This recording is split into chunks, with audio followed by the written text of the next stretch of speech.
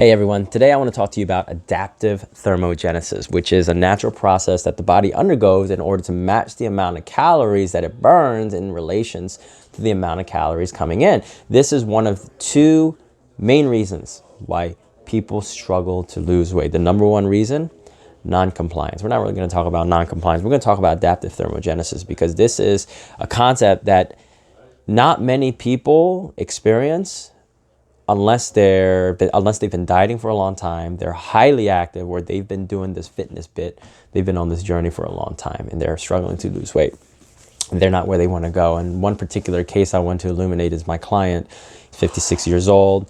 For all intents and purposes, he works out every single day. He works out every chance that he gets. I would guess he probably burns at least 1,000 calories through exercise alone. He plays basketball for an hour and a half to 2 hours during lunch. He might play hockey 1 or 2 nights a week. He might play volleyball one or two nights a week. He trains 2 to 3 times a week. He goes home, walks on a treadmill on a 15-degree incline at 3.5 to 4 miles an hour almost every single day, hour and a half to 2 hours while either watching the news or watching the game. He's burning a lot of calories. In his typical day in terms of nutrition, he's been doing this for years.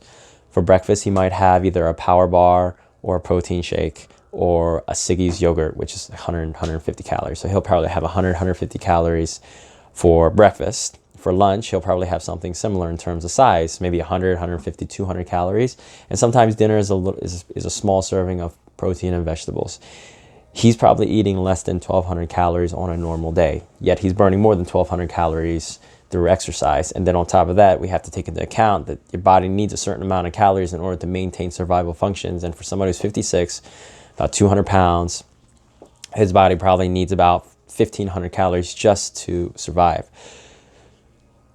If we were to look at his 24-hour period, he probably needs 2,800 calories just to maintain his body weight, including all of the exercise, yet he's probably eating less than half of that in terms of nutrition. He's having a hard time losing weight. And worse yet, whenever he eats something a little bit off his normal regimen, such as a dinner that might be a little bit bigger, he'll gain 3-5 pounds overnight. Is that water? Is that fat? I think it's probably a combination of both, because we can safely assume from a scientific standpoint that his body is in what's called starvation mode, and starvation mode is another name for adaptive thermogenesis. When you decrease the amount of calories that you bring in, your body is naturally going to burn less, because evolutionarily speaking, the body will interpret less calories coming in as a shortage of food. And when you have a shortage of food, what do you think the body's naturally going to do? It's going to start conserving energy. It's not unlike having a budget. If you're making less money from work, you're probably going to spend less. I mean, that's what you should do if you want to keep more money in the bank or preserve as much money. The body is no different. In his case, he's been doing it for years and years and years. So this adaptive thermogenesis process has been going on for a very long time.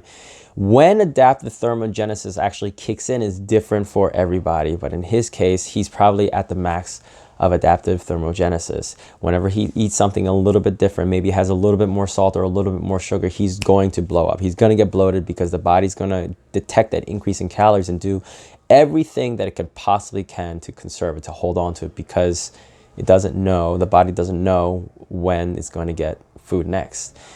And what makes the matter even more worse is that this particular client is scared to death of gaining weight.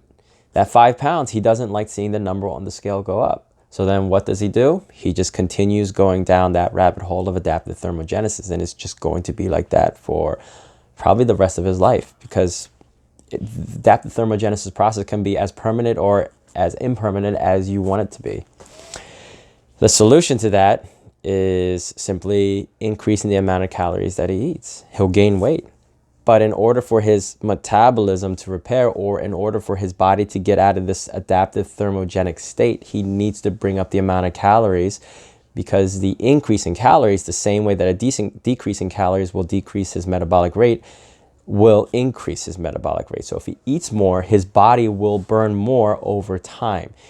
Right away, it may not, because an increase in calories is a shock to the body, especially if he's been in a calorie deficit for 10, 15 years.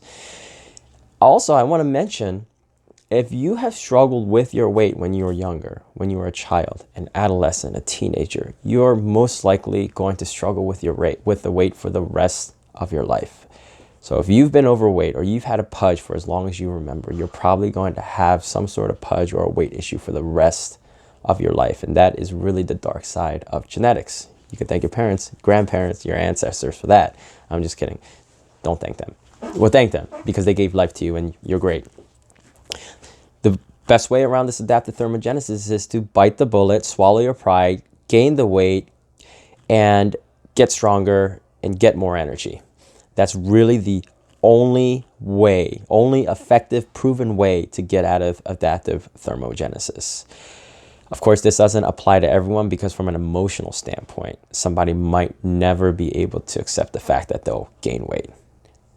But that means that they're okay with not losing additional weight in expense for having a momentary lapse of weight gain.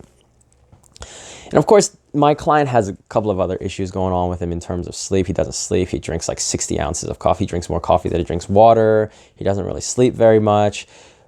But from a mathematical standpoint, from a calorie standpoint, he is at a drastic calorie deficit. And he's been at it for years, which is what's sending his body into a weight loss tailspin. So that is the concept of adaptive thermogenesis in kind of a 7-minute nutshell. I hope you found this helpful. If you're struggling with your weight loss and you need a little bit more information about this, or you want to talk to me a little bit more about it, let me know. I'm here to help you. And I would love your feedback.